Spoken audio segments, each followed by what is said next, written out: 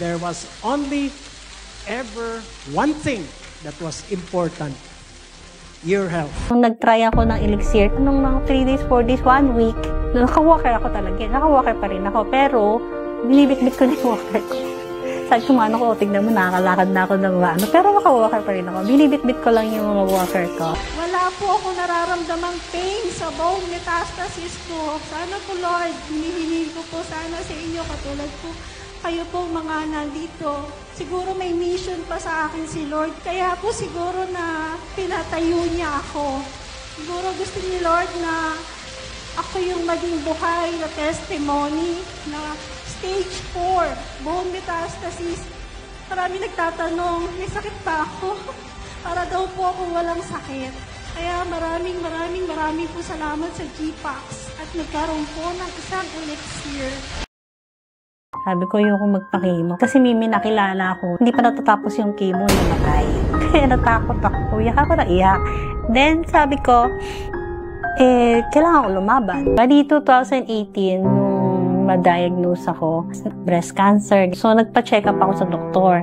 Wala siyang grade pero ang sabi niya, kailangan daw operahan. Kaya nagpa-opera ako. Tinanggalin yung right side breast ko. Negative siya. Yung lymph nodes na nakuha sa kanya, 13th lymph nodes, negative to cancer. Pero kailangan ko pa rin daw magpa-chemo. Takot ako. Sabi ko, wala akong pera. 6 years na nakaraan. Bumalik.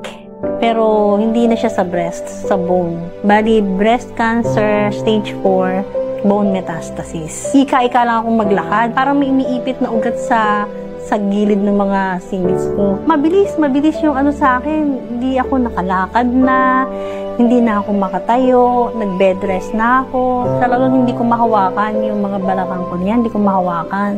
Kasi pag ginawa ko masakit, 10 na sakit, 9, ganun kasakit. Sabi ko yung magpa-chemo. Kasi may nakilala ako, hindi pa natatapos yung chemo, namatay. Kaya natakot ako, iyak ako na iyak.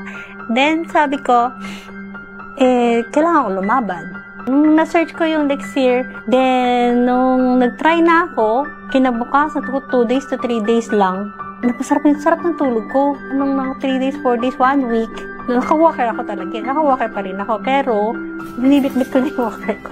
Binibit-bit ko lang yung mga walker ko. Kailangan ko na rin magpa-chemo. Na ako, lumakas na yung loob ko magpa-chemo. Kumbaga, ready na yung katawan ko. Tinawagan ko yung doktor, sabi ko, nagpa-check up kami. Sinet up sa akin yung chemotherapy ko.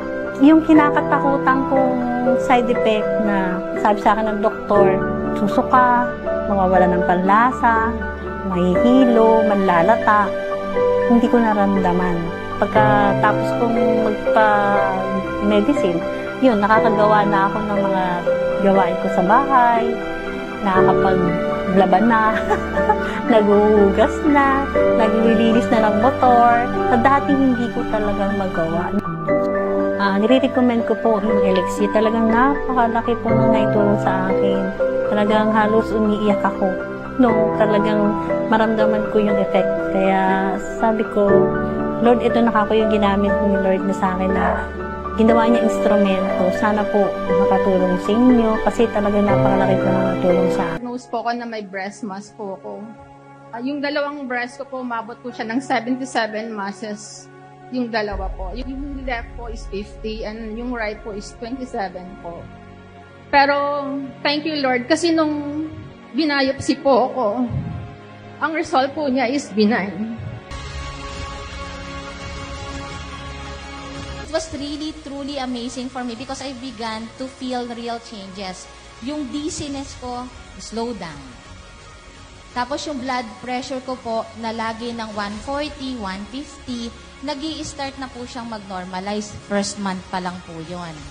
And then, yung triglycerides ko, sugar, uric acid, it started to go down. Elixir Placenta is really very effective.